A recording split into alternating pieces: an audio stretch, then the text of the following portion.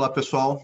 Então, vamos dar início oficialmente a esse evento tão importante, um evento de celebração, em que nós estamos celebrando a vitória do time de mestrandos e mestrandas do mestrado profissional em Direito Tributário Internacional e Comparado do EBDT, que participaram de uma competição organizada pelo IBFD, essa instituição internacional, talvez a maior instituição em tributação internacional do planeta, localizada na Holanda, em Amsterdã, organiza uma competição já bastante tradicional, na sua 6ª edição, que reúne aproximadamente 40 países representados por universidades. E o Brasil, que nunca havia chegado na final dessa competição, chegou na final e se sagrou campeã em uma final com uma instituição de ensino portuguesa. O tema que foi objeto dessa competição foram os dispositivos da Convenção Modelo da OCDE, que tratam da dupla não tributação, ou dupla tributação, de rendimentos obtidos por pessoas físicas. Então, os acordos de dupla tributação, no seu modelo proposto pela OCDE, possuem dispositivos que são caixinhas. Então, eu tenho uma caixinha que eu encaixo rendimentos de pessoas jurídicas, tem uma outra caixinha de rendimentos de diretores, que são pessoas físicas, e aí eu vou encaixando os tipos de rendimentos de artistas ou esportistas em outra caixinha. E esta competição, ela focou nesses dispositivos que tratam de quem no final do dia interessa, as pessoas físicas. O GTTC Competition, Universities Competition, o que é o GTTC? Global Tax Treaties Commentaries. É uma obra monumental, em que cada dispositivo da Convenção Modelo da OCDE tem um capítulo de centenas e centenas de páginas um capítulo escrito por algum autor.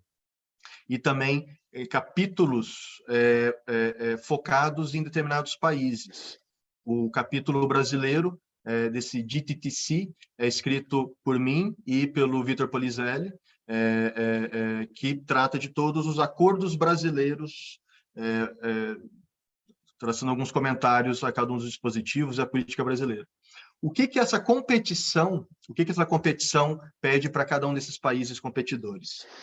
Que apresentem as peculiaridades do seu país, a política fiscal adotada pelo seu próprio país a respeito desses dispositivos da competição deste ano, focados em pessoas físicas.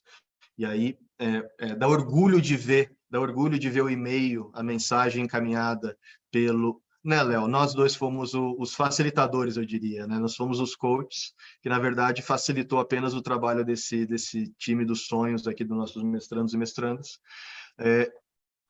O e-mail do IBFD diz: vocês realmente alcançaram aquilo que nós procurávamos nessa competição. Vocês trouxeram qual a política fiscal do seu país, os desvios da política fiscal sugerida, quem sabe pela OCDE, pela ONU, e contribuiu também para esse projeto que é o próprio GTTC, com perspectivas, com informações, com dados e com uma maneira de apresentar que realmente vai contribuir para o projeto. E aí, a Audrey, a Renata, o Fábio e o Erlan foram os 4 mestrandos e mestrandas que representaram o mestrado do EBDT nessa competição e ganharam a competição. E se dedicaram muito para ganhar a competição. Foram meses de treinamentos, de elaboração de um texto que os levou para a final. Então, o que era essa competição? Cada universidade apresentando um texto. Um texto em inglês, uma língua selecionada para que todos os países pudessem participar igualmente, e apresentar um bom texto, muito bem escrito, com gráficos, com comparativos, muito didático. E, ao serem selecionados para a final, juntamente com Portugal, veio a nova etapa. Agora precisamos produzir um vídeo. E aí, nova dedicação de cada um de vocês. Então, realmente, a dedicação de vocês renova o nosso amor à docência. Ter esse time de alunos e alunas aqui tão dedicados para fazer o melhor, realmente nos dá muito orgulho. E eu estou dizendo isso para agora passar a palavra para a Renata, porque o que nós fizemos? Nós organizamos 2 webinars. Então, tivemos há 2, 3 semanas atrás, não foi isso, Renata? O primeiro, em que a Renata e a Audrey estiveram aqui conosco, e durante aproximadamente 1 hora, elas apresentaram, basicamente, aquilo que foi apresentado para o IBFD e que nos levou aí a vitória neste ano de 2022 desta competição. A ideia desse segundo webinar é que o Fábio e o Erlan apresentem, porque nós fizemos uma divisão de temas, né, para cada um deles, apresentem as suas partes produzidas para a pesquisa. O Erlan Valverde, que um aluno que contribuiu demais para esse projeto, infelizmente teve imprevisto, muito justificável, e infelizmente ele não vai poder estar aqui conosco para ele apresentar, com o brilhantismo que lhe é peculiar, a sua parte da pesquisa. Mas ele estará... Não poderia estar melhor representado, eu diria, por Renata Emery, que irá... Então, por favor, Renata, faça... A Renata, no primeiro webinar, ela fez uma apresentação, até um panorama geral da pesquisa. Renata foi super importante, inclusive, por esse trabalho de organização, de ligação das pontas. E agora, Renata, acho que é importante você fazer rapidamente uma retomada e apresentar os dispositivos dos acordos brasileiros para evitar a dupla tributação da renda celebrados pelo Brasil, que foram estudados e apresentados pelo Erlan. Renata, por favor. Obrigada, Luiz Fábio, boa noite. Obrigada, Leonardo, Fábio, professor Bianco, a todos que estão aqui presentes hoje assistindo a esse webinar. Ficou para mim essa missão difícil de substituir o Erlan, mas eu vou tentar, enfim, com toda a honra, aqui representá-lo melhor possível hoje. Como o professor Luiz Flávio vinha explicando, essa competição do Global Tax Treaty Commentaries, ela tem por objetivo identificar a política fiscal dos países, dos diversos países. E daí que esse grande projeto ele vai analisar os tratados celebrados por cada país e, numa comparação com os modelos da ONU e da OCDE, identificar quais são os desvios ou peculiaridades e aquelas que são frequentemente adotadas por um mesmo país, com o objetivo, então, da gente conseguir perceber, identificar e traçar qual é a política fiscal de cada nação e que está ali por detrás daquela redação dos tratados. Como o professor vinha explicando, o professor Luiz Flávio, foi um trabalho de grande envergadura feito por esse grupo. Nós dedicamos alguns meses de pesquisa e não é um trabalho que se limita a uma mera comparação do texto dos tratados com as cláusulas da Convenção Modelo, mas que vai para além disso. Então, essa análise ela é feita considerando os diversos modelos da Convenção da OCDE, também os modelos da ONU, as suas alterações ao longo do tempo. Então, nós fizemos um exame dos tratados à luz do texto que estava da Convenção Modelo em vigor à época da sua assinatura, né, da assinatura do tratado pelo Brasil, qual era o contexto político, econômico do país. Nós também fizemos análises de outros tratados celebrados por estados com os quais o Brasil tem afirmado as suas convenções para identificar se aquela era, por exemplo, uma política de tratados brasileira ou do outro país contratante. E, coletando todos esses dados, nós conseguimos traçar um perfil do que seria essa política de tratados brasileira. Então, a gente identifica nos tratados celebrados pelo Brasil diversos desvios que são padrão, né? E há, talvez, aqui, um elemento em comum, que é a intenção do Brasil de estar sempre preservando ou protegendo a tributação na fonte.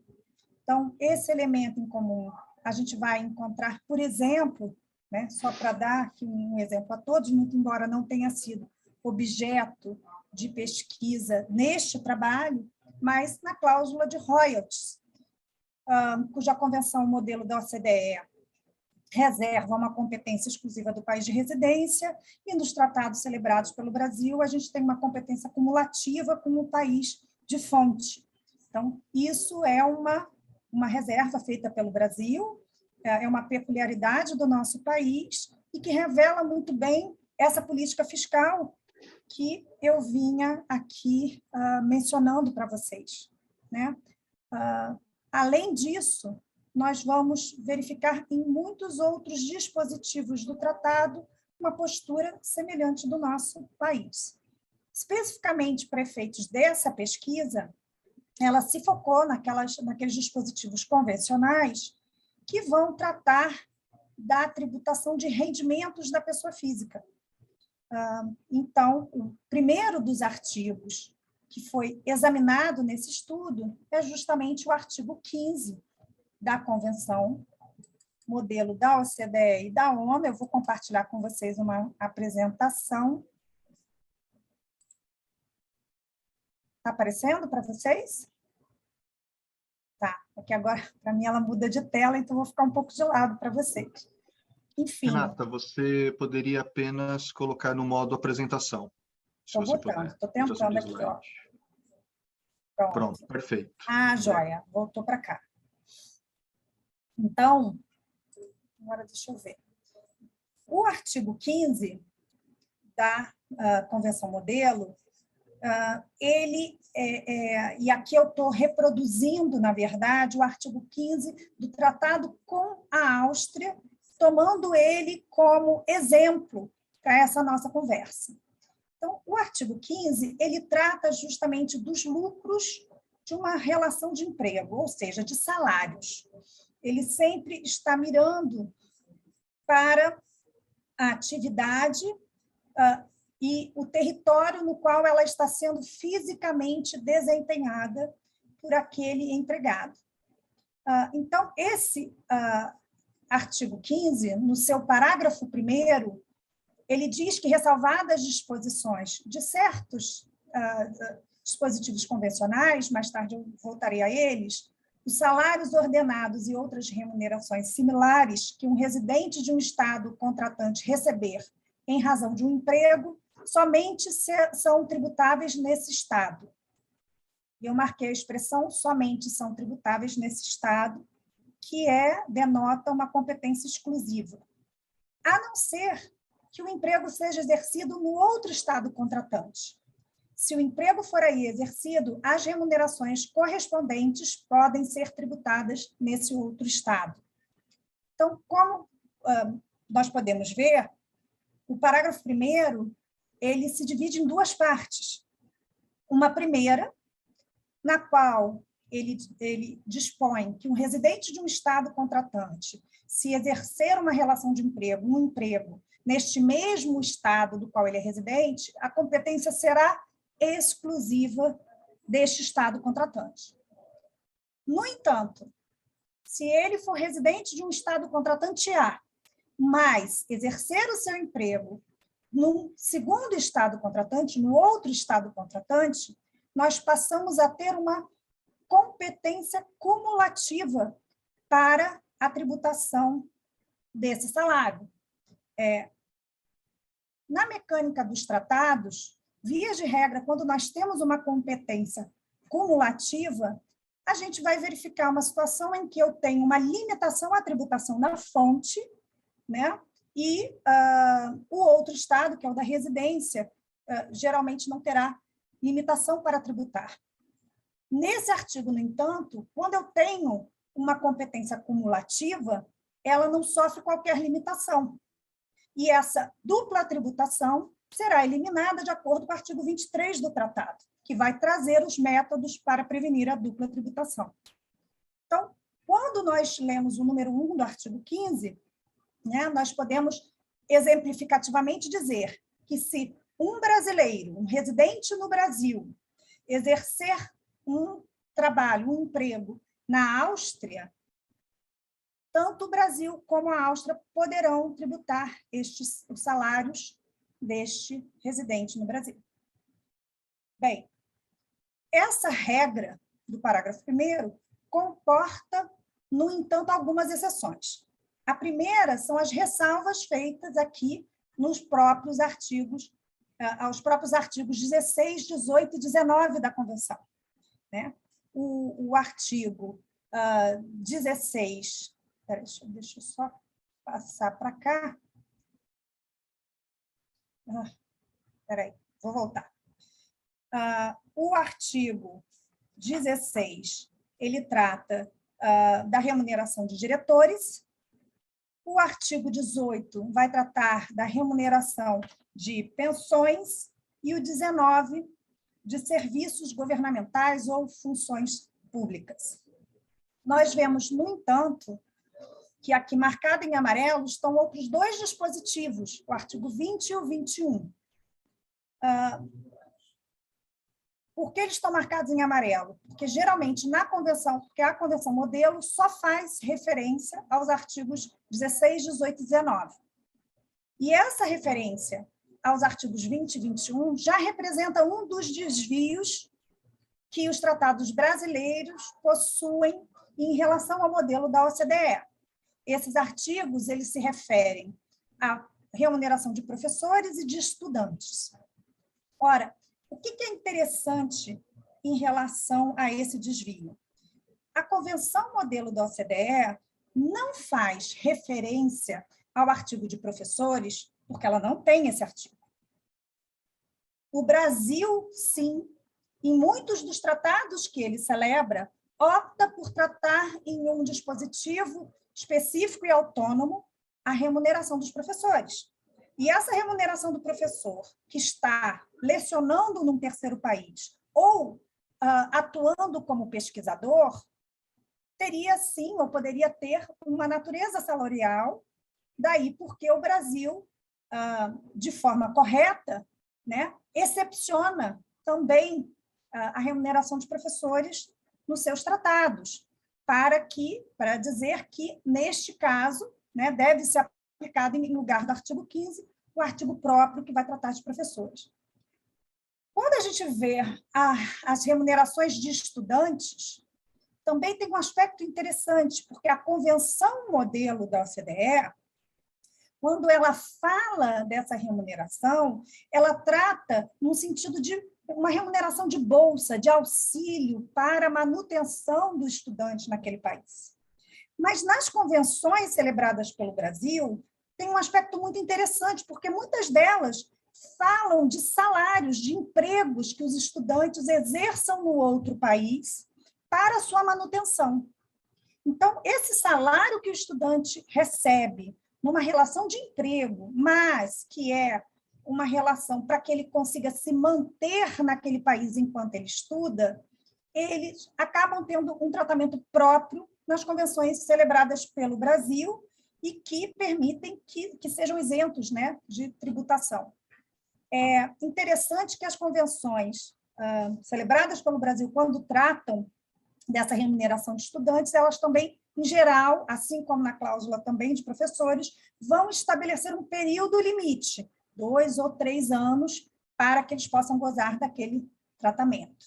Enfim, é justo em razão dessas peculiaridades que nós vamos encontrar nos tratados brasileiros com relação à remuneração de professores e de estudantes, que nós encontramos nos nossos tratados uma ressalva não só aqueles dispositivos que a própria Convenção Modelo da OCDE fazia, mas também a esses dois dispositivos adicionais de professores e estudantes.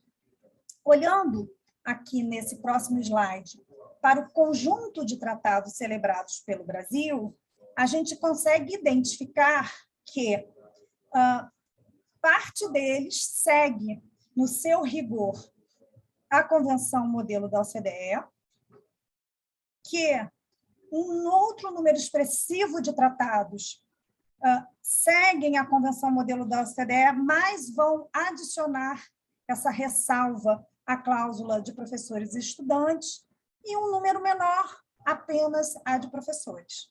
Então, esse é um desvio que nós vemos nos tratados brasileiros e que tem uma relação com essa nossa política, né, de tratados. O artigo 15, eu vou voltar, ele, no seu número 2, ele vai trazer uma outra exceção à regra do parágrafo 1º. Como eu vinha dizendo, a regra do parágrafo 1º é a tributação será exclusiva na residência, se ali o empregado exercer a sua função, o seu emprego, ou será cumulativa se ele for residente de um estado, mas exercer o seu emprego em um segundo estado.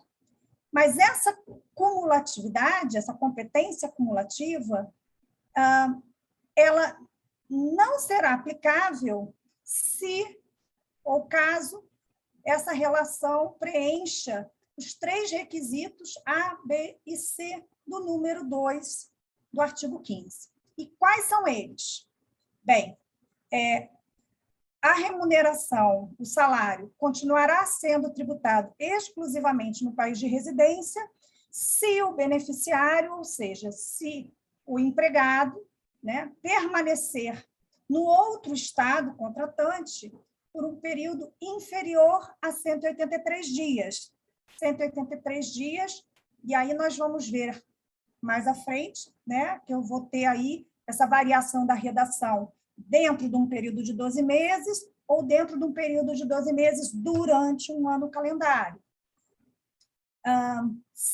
Depois, se essa remuneração for paga por um empregador ou em nome de um empregador que seja residente do estado de residência, ou seja, do primeiro estado.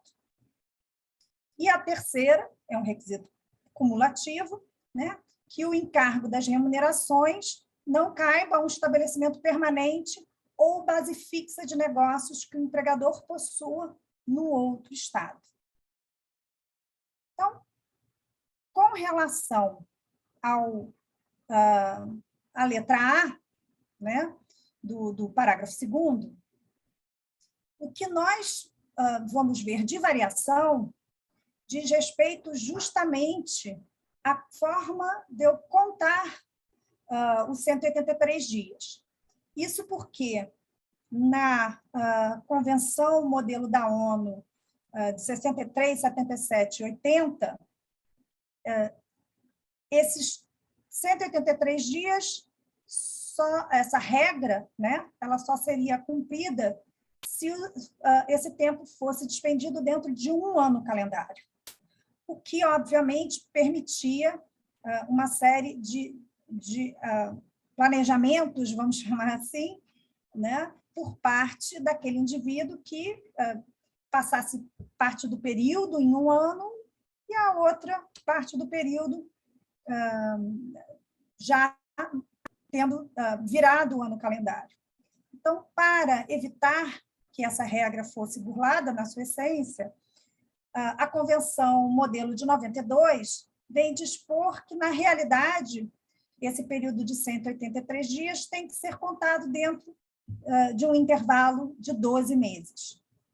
O que nós vemos é que a regra anterior ela foi adotada pelo Brasil até que fosse implementada a nova Convenção Modelo de 92. A partir deste momento, o Brasil, então, seguiu o modelo OCDE da Convenção de 92. Existe uma única exceção, que é o Tratado com Trinidad e Tobago. O Tratado com Trinidad e Tobago, muito embora celebrado em 2008, por alguma razão que a gente não conseguiu explicar, né, ele adotou a redação do modelo antigo, muito embora essa não esteja alinhada nem com a política de tratados brasileira e, segundo as nossas pesquisas e avaliações, também não estaria alinhada com a política de tratados de Trinidad e Tobago. Então, trata-se de uma exceção isolada, não reflete uma política de tratados, mas é uma curiosidade. Já o parágrafo 2º, o parágrafo 2º, letra B, né, da Convenção Modelo, ele segue, sem qualquer exceção, o que dispõe o modelo da OCDE. A linha C, por sua vez, ela vai trazer uma variação de texto. No modelo mais antigo da OCDE, ele fazia referência tanto ao estabelecimento permanente, né, o salário pago por um estabelecimento permanente, como o salário pago por uma base fixa de negócios. Essa redação ela foi modificada em 2000 para, então, se eliminar esse termo, né, base fixa de negócios e manter apenas a referência a estabelecimento permanente. Curiosamente, no entanto, a gente verifica que o Brasil, mesmo com essa mudança do modelo, seguiu adotando a redação anterior. E a conclusão que nós chegamos, depois de analisar todos esses tratados, é que, muito possivelmente, isso tem relação com uma política de tratados do Brasil e que também é um reflexo da nossa lei brasileira, por nós não termos um conceito de estabelecimento permanente na lei brasileira. Esse conceito de base fixa de negócios, que é muito mais amplo, permitiria, então, o Brasil... Eu caí, pessoal? Não, ainda estou aqui, né? Permitiria... Tem uma congelada para mim. Permitiria, então, o Brasil não se prender a um conceito que não há na lei brasileira e aplicar uma terminologia mais ampla, né? E que talvez estivesse mais em linha até com aquelas situações previstas no nosso direito interno e que poderiam conduzir a um efeito semelhante, tributando os lucros auferidos por entidades estrangeiras que operem no Brasil, seja através de uma filial, seja através de um comissário no Brasil com poderes para concluir negócios. Bem, além disso, um outro fato interessante que a gente encontra também nos tratados brasileiros diz respeito a uma variação do parágrafo 3º. Vou voltar lá naquele slide, apenas para mostrar para vocês o que diz o parágrafo 3º do artigo 5º.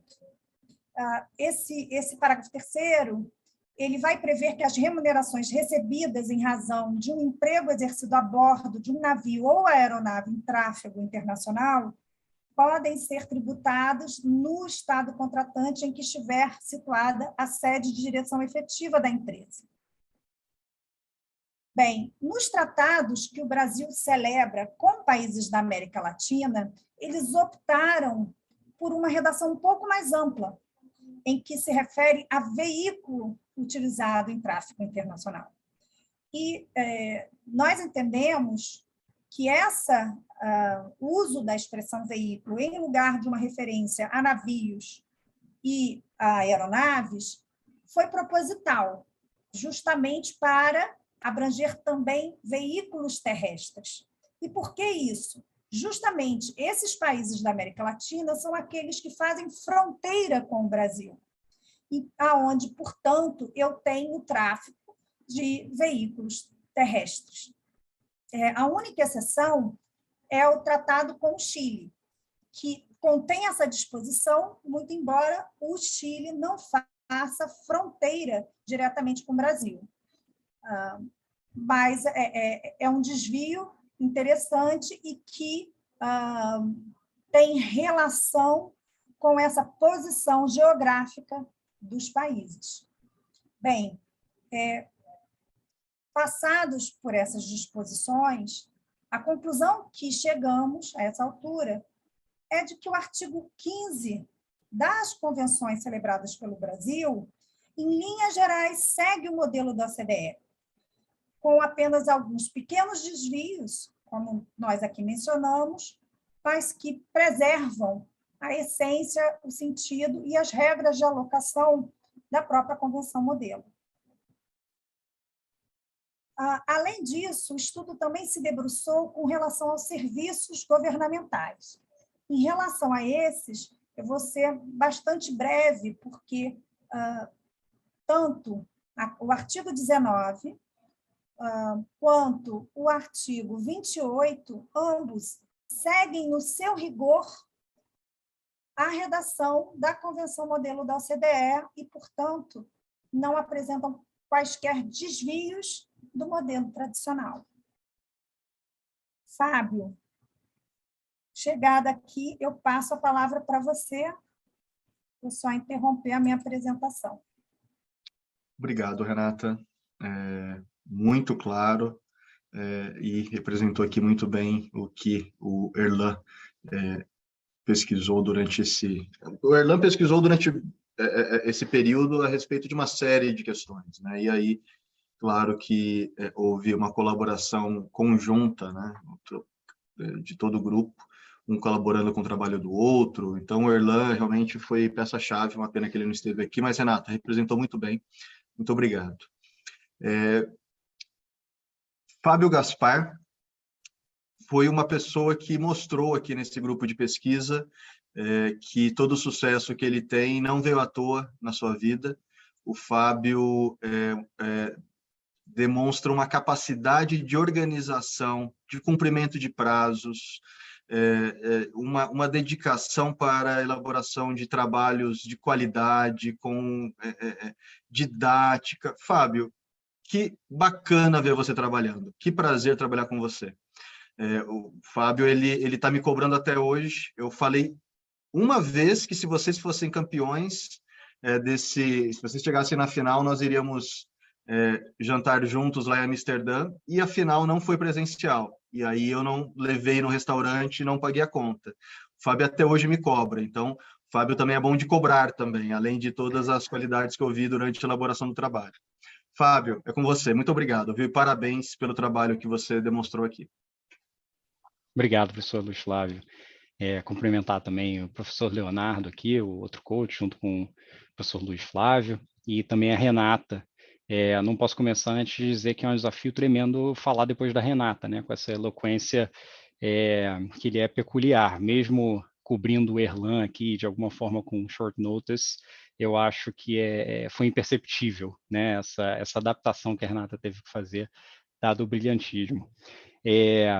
Eu queria, talvez, na verdade, primeiro cumprimentar e agradecer aqui os presentes, quem teve a oportunidade de logar e nos assistir ao vivo. Queria agradecer e dar as boa noite. Agradecer também quem, porventura, nos assistir no futuro. Acho que esse é um vídeo que vai ficar para a posteridade, e muito maior do que um vídeo sobre nós que estamos aqui presentes, acho que é um vídeo sobre essa conquista inédita do IBDT. Então, acho que merece ficar para a posteridade. Fica aqui o meu agradecimento já desde já. Antes de entrar nos meus dispositivos, eu trabalhei mais a fundo nos artigos 16, 17 e 20 das convenções modelo. Eu queria compartilhar alguns aprendizados e alguns fatos interessantes dos bastidores, né? Que às vezes esses são os maiores aprendizados.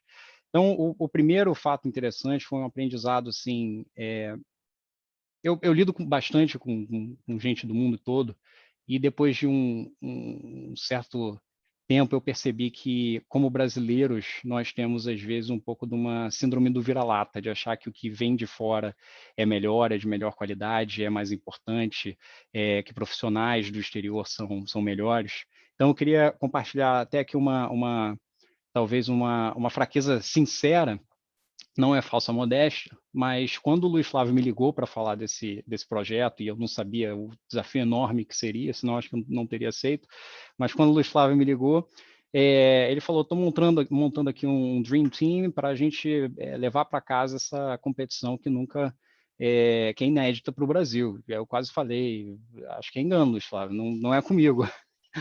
Se esse é o seu objetivo, acho que você ligou para a pessoa errada. Eu me segurei, eu vi e me apaixonei pela ideia e pelo desafio, e mais do que isso, eu me apaixonei pela confiança que o Luiz Flávio colocou em mim e também nos meus colegas de trabalho, né? Então, acho que o primeiro aprendizado que eu venho aprendendo ao longo dos anos, diante de diversas experiências, é que ainda que nós não confiemos na nossa capacidade, tem sempre gente muito boa que vê o potencial e acredita nisso. Então, eu queria aqui novamente agradecer o Luiz Flávio por enxergar em mim, talvez nesse grupo, algo que eu, pelo menos, não tinha enxergado, né? Eu já compartilhei que esse foi um sonho que eu não ousei sonhar, ganhar essa competição. Então, esse foi um primeiro aprendizado, né? Assim, a gente valorizar um pouco mais quem somos como brasileiros, como tributaristas brasileiros, nosso papel no mundo. Cada vez mais eu vejo essa proeminência. O segundo aprendizado, ele teve a ver com metodologia, logística. Num trabalho dessa natureza, é óbvio que o desafio intelectual é gigante, mas a gente não pode deixar de observar o desafio logístico que é também, trabalhar por meses, trabalhar à distância. A verdade é que não nos encontramos nenhuma vez, né? Ainda vivemos um pouco os reflexos da pandemia. Então, toda essa logística de trabalharmos de forma remota e nos reunirmos por vídeo e quebrarmos o trabalho em partes para depois voltar, juntar, um revisar o do outro, isso foi um desafio muito grande. Então, para mim, esse foi um aprendizado. Não subestimar o tamanho do desafio logístico, mesmo num trabalho gigantesco desse, do ponto de vista intelectual. E o terceiro aprendizado foi revisitar antigas crenças ou antigos conceitos, e aqui para mim é o gancho para eu falar especificamente do artigo 16 e do artigo 17. O artigo 20, ele fala sobre estudantes, eu vou tomar a liberdade de não falar dele, porque eu acho que a Renata já cobriu de forma suficiente, mas o 16, e ele de qualquer modo, um tanto mais simples, né? Mas o 16 e o 17 foram os que me trouxeram grande surpresa, justamente por isso que eu compartilhei de revisitar antigas crenças e descobrir coisas novas, né? Então, como acho que a Renata bem colocou, acho que boa parte do nosso desafio aqui era analisar a política por detrás das convenções modelo da OCDE e da ONU, analisar se existe um padrão, um racional ou uma política por detrás das posições brasileiras quando o Brasil assina um acordo para evitar a dupla tributação, como isso se relaciona com as convenções modelo, quais são os desvios e tentar entender esse racional. Eu acho que um layer também, uma camada adicional, foi, ao longo do trabalho, nós tentarmos entender como isso tudo se relaciona com a legislação doméstica, porque, por vezes, a legislação doméstica vai dar um tratamento ou uma destinação diferente até do que era o objetivado pelos tratados. Então, movendo aqui para o artigo 16, que fala do Directors' Fees, né? A rede de tratados do Brasil, ela basicamente, de forma muito clara, e eu acho que isso a gente vê ao longo, como a Renata disse, e não é diferente para o artigo 16, é muito clara a política brasileira em tentar proteger a base tributável do Brasil. Uma coisa interessante e peculiar do artigo 16, talvez, foi que, apesar de enxergar essa forte proeminência da proteção da base tributável, nós encontramos nos diversos tratados assinados pelo Brasil redações ligeiramente diferentes. Então, a redação da Convenção Modelo, tanto da OCDE quanto da ONU, ela fala ali no artigo 16, ela usa a expressão may be taxed. E a gente encontra a expressão parecida em diversos tratados brasileiros na sua tradução, podem ser tributadas. Mas o interessante é que uma série de outros acordos falam o que falam são tributáveis, né? Então, que eu traduzi aqui como se fosse um will be taxed. Então, isso gerou aqui no grupo uma primeira, na verdade, nos causou espécie, né, essa diferença, e qual é o efeito prático. Então, nós tivemos com a comparação de notas, uma discussão, e parte do grupo entendeu que, na verdade, isso era uma mera questão formal, uma questão de tradução. Isso parece ser verdade, porque no tratado com o Canadá, a gente vê que a tradução do inglês, ou a versão em português e a versão em inglês, elas efetivamente trazem vocábulos diferentes. Então, tem aí, com certeza, um erro de tradução envolvido nisso. Mas também, do ponto de vista de princípios básicos do direito, como a norma não traz palavras inúteis, a gente continuou buscando significado nessa diferença de palavras. E dentro do nosso próprio grupo, nós tivemos opiniões diferentes e resolvemos colocar ambas as possibilidades no nosso artigo, né? Porque acho que em sede de interpretação de norma, dilemas são as coisas mais frequentes, né, a acontecer. Então, nós fomos buscar um pouquinho mais, tentar buscar jurisprudência, soluções de consulta que tivessem, porventura, avaliado essa diferença, né? O que o Brasil quer dizer com são tributáveis e o que o Brasil quer dizer com podem ser tributadas. Estamos falando de uma competência exclusiva ou estamos falando de uma competência concorrente? Então, essa foi a pergunta que nós buscamos responder, né? E foi interessante descobrir que numa solução de consulta em que foi avaliado justamente o artigo 16, né, Directors' Fees, sobre uma questão controversa envolvendo o tratado com a Argentina, a Receita Federal entendeu por bem interpretar são tributáveis como exclusiva, como uma cláusula de competência exclusiva do país-fonte, o que naquele caso significou a Argentina. Naquele caso, somente a Argentina teria essa competência exclusiva. Eu acho que isso não necessariamente coloca uma pá de cal, eu acho que continua aberta a interpretação, mas nós achamos muito interessante essa questão, essa divergência possível de interpretações e opiniões e como a Receita Federal se manifestou num caso em que teve a oportunidade de avaliar. E num caso especificamente, né, em que o Brasil se sagrou desfavorado aí nesse outcome. Mas, de qualquer forma, se competência exclusiva ou concorrente, fato é que, em todos os casos, o Brasil guarda para si a possibilidade de tributar.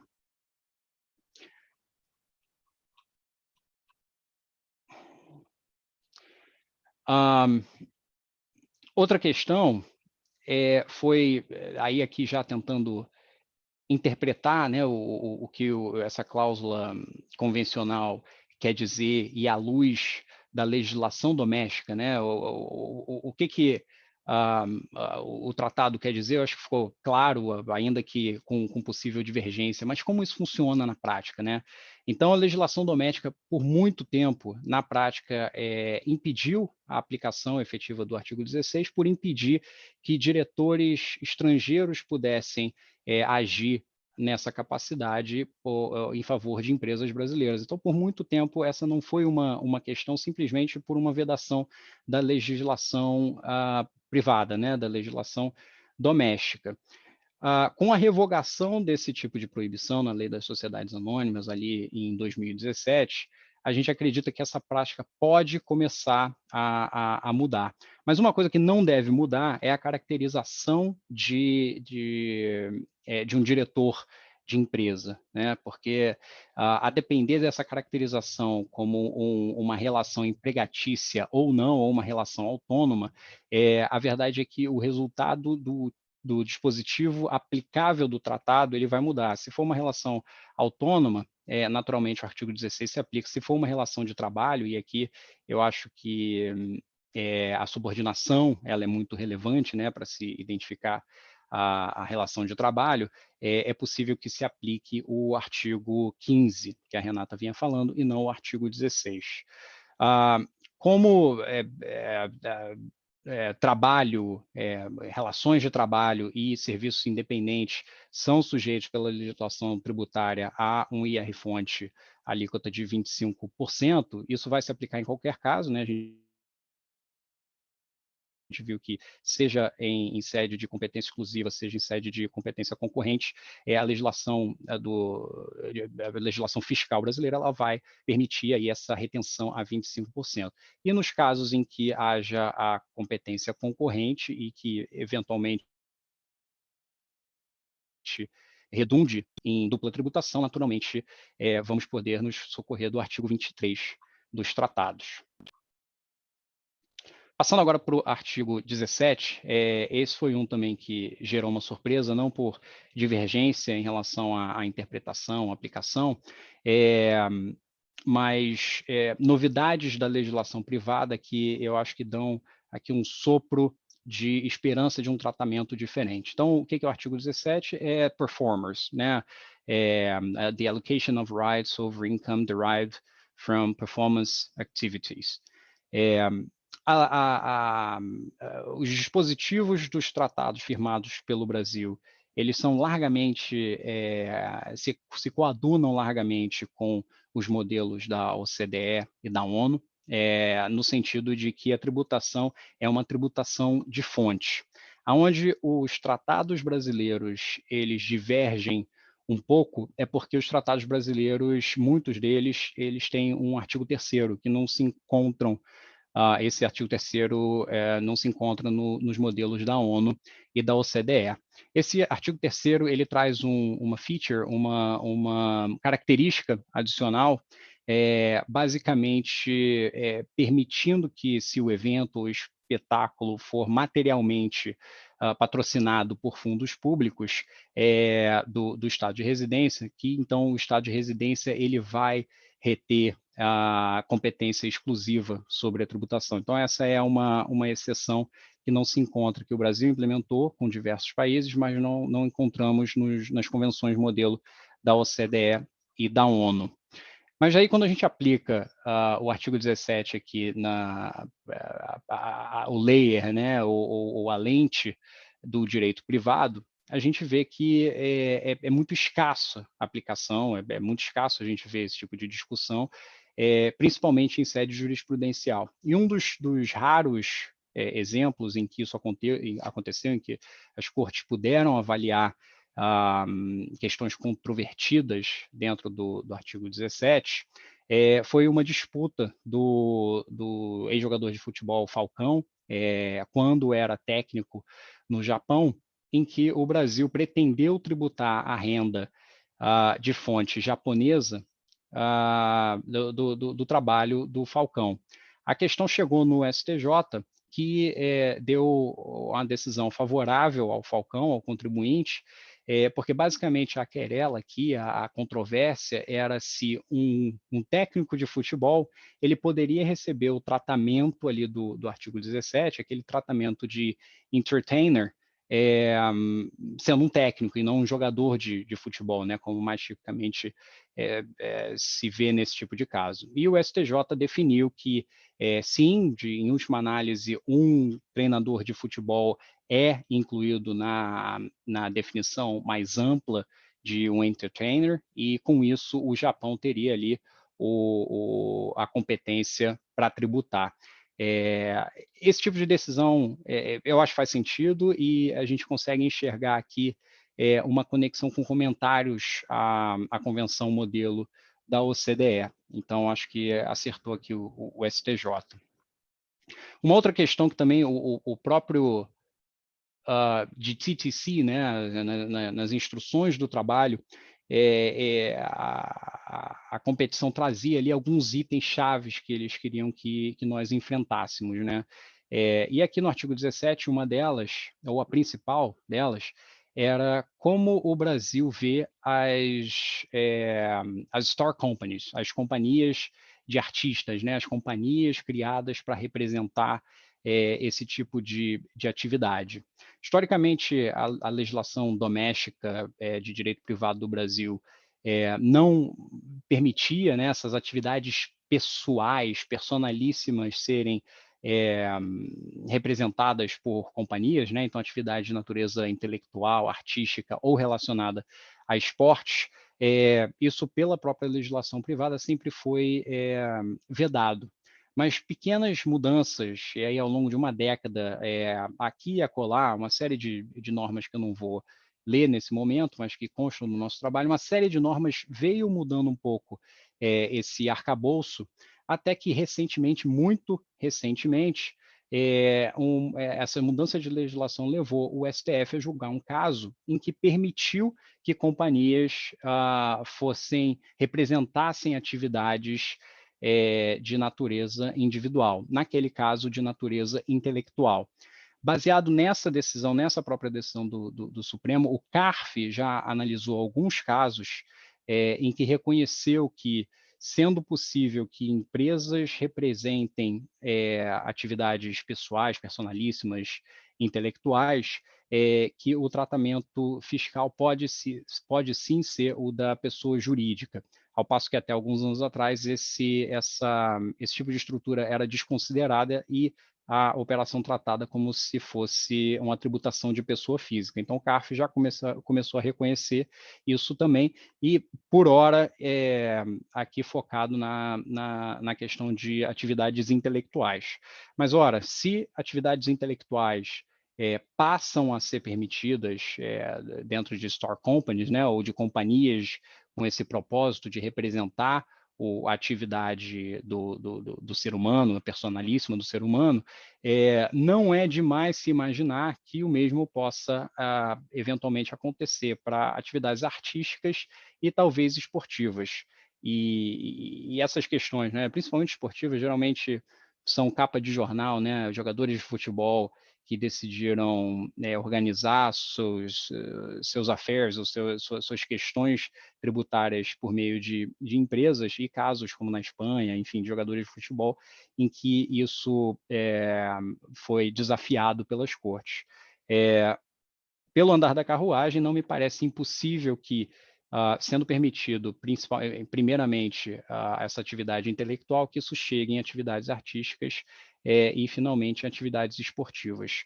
É uma previsão, eu não vi nada na legislação, na jurisprudência ainda sobre isso, mas me parece que não é um long shot chegar nesse momento e aí aplicar, sim, né, o artigo 17 para esse tipo de store companies.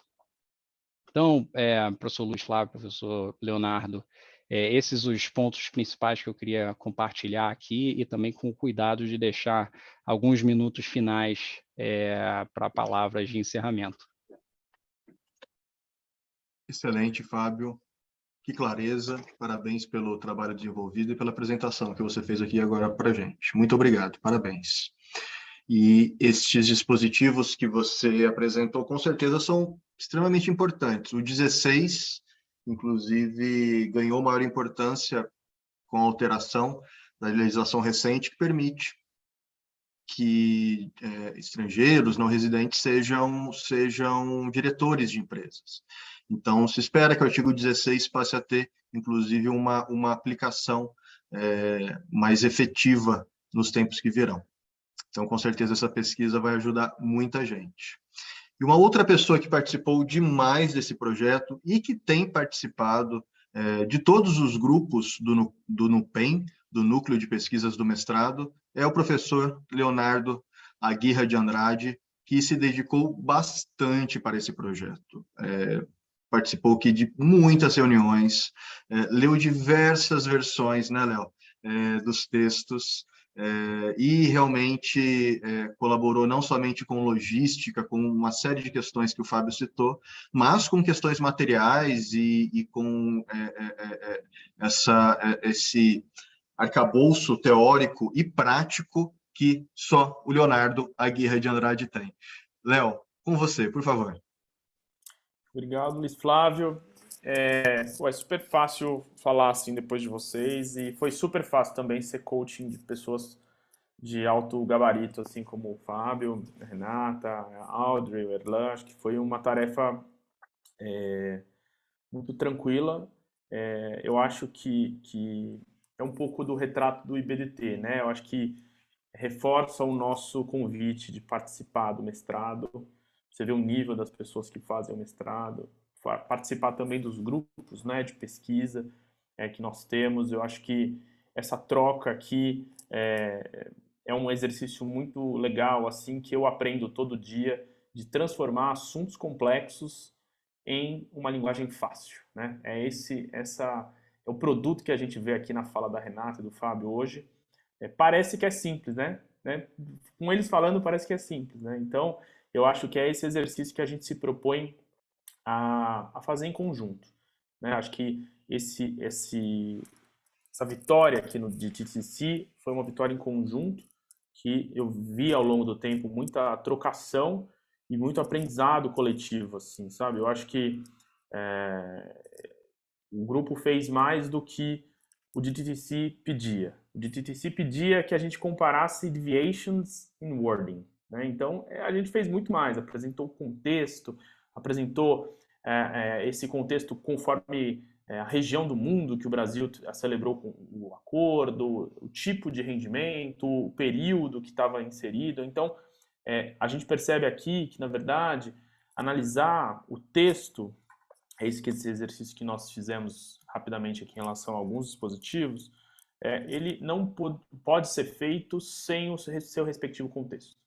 O que o Luiz Flávio comentou aqui no final, puxa, a gente tem uma mutação constante da legislação doméstica que faz com que a gente tenha um impacto, né, na tributação internacional. Como a gente sabe, fazendo referência aí à tradicional máscara de Fogel, né, o tratado ele tem esse papel, né, de se sobrepor aí com a máscara aos direitos de tributação do país conforme a jurisdição. Então, se a legislação doméstica se altera, o contexto inteiro ele vai sofrer algum impacto, né? E o contexto que nós verificamos, por exemplo, do artigo 15, que eu acho que é o que o Fábio mencionou ali, não, perdão, a Renata mencionou o artigo 15, né? A gente viu ao longo da pandemia, por exemplo, alguns guidelines vindo da OCDE em relação ao artigo 15, né? Será que os 183 dias vão ser contados da mesma maneira se uma pessoa ficar ali restrita em função da Covid? Né? E a OCDE surpreende aí a gente com um guideline falando, não, vamos contar os 183 dias de um jeito diferente se alguém ficar preso num país. Então, ou seja, tudo isso é contexto que está envolvido por detrás do wording, né? Por detrás do texto desse acordo. Eu acho que isso o grupo fez muito bem, apresentar, além do texto, o contexto. E só queria fazer um destaque final, só a título também de registro, essa solução de consulta que o Fábio mencionou, e a solução de consulta não é de COSIT, é uma solução antiga da DISIT, solução de consulta 121 de 2009, que trata dessa questão do artigo 16, envolvendo o acordo Brasil-Argentina. E o interessante é que essa solução de consulta só foi tornada pública com base na Lei de Acesso à Informação. Então, ou seja, mais um aspecto interessante do nível de acesso a dados relevantes para esse estudo aqui. E o Brasil ali surpreendendo, né, fazendo mais um reforço do que o Fábio mencionou, fazendo uma interpretação talvez em contrariedade à política brasileira de proteção da sua base tributável, né? Falando, olha, só os argentinos vão tributar. Eles interpretaram basicamente o art text como art text only na Argentina, né? Esse only não está no Tratado Brasil-Argentina. Eles colocaram only lá, não sei com que, enfim, fundamento. Mas, assim, esse destaque vale a pena para quem quiser dar uma explorada, né, adicional nesse tema, é a Solução de Consulta 121 de 2009. É isso que eu queria fazer destaque. Eu acho que é uma apresentação muito legal. Convido a vocês, quando vier a público, né, esse texto, esse trabalho, a lerem o trabalho. É um trabalho muito legal. Tem uns aspectos artísticos, inclusive, nos gráficos que foram feitos. Uma parte relevante feita pela Audrey. O Fábio também se mostrou ali um artista, enfim, claramente um artista, né? E eu convido a todos a lerem esse trabalho. Tá? Devolvo a palavra ao Luiz Flávio e agradeço, enfim, as diversas oportunidades que o Luiz Flávio tem me dado no IBDT. Acho que é sempre uma alegria estar colaborando e participando dessas atividades que, de novo, eu estou aqui aprendendo muito. Então, só tenho a agradecer. Obrigado. Muito, muito, muito, muito obrigado, Léo. Muito obrigado. Eu acho que muito foi dito. Teríamos ainda mais a falar. E eu termino fazendo um convite para que, em especial nessa quinta-feira, vocês participem da mesa de debates do IBDT. A primeira mesa presencial desde o início da pandemia será realizado com utilização de ferramentas que permitem apresentação híbrida. Então, teremos videoconferência para quem não puder participar presencialmente, e para quem puder participar presencialmente, será na nova sede do IBDT, que foi inaugurada ontem. O Leonardo estava lá, a Renata não foi, o Fábio não foi, ainda não conhecem, está sensacional, está sensacional. Rua Padre João Manuel, número 755, a nova casa do IBDT. E para quem assistir esse vídeo mês que vem, daqui a 6 meses, está o convite para conhecer a sede também, para frequentar, para conhecer a biblioteca toda organizada, com acervo pessoal, herdado da família do professor Klaus Vogel, está na sede nova do IBDT. O acervo pessoal do professor Alcide Jorge Costa, o acervo pessoal do professor Brandão Machado, o acervo pessoal do professor Gerd Holtmann, o acervo pessoal do professor Rui Barbosa Nogueira e toda a coleção que o IBDT conseguiu adquirir nos últimos 50 anos. Vocês precisam conhecer. Então, nessa quinta-feira, a mesa de debates e todos os outros dias da semana que vocês puderem ir lá, frequentem. O mestrado do IBDT, nesse segundo semestre, volta às suas atividades presenciais na nova sede, e tenho certeza que nós vamos desenvolver ainda muitos outros projetos de sucesso como esse. Muitíssimo obrigado, pessoal, e parabéns para vocês novamente. Boa noite. Obrigada, pessoal. Boa noite. Boa noite, pessoal. Obrigado. Tchau, tchau.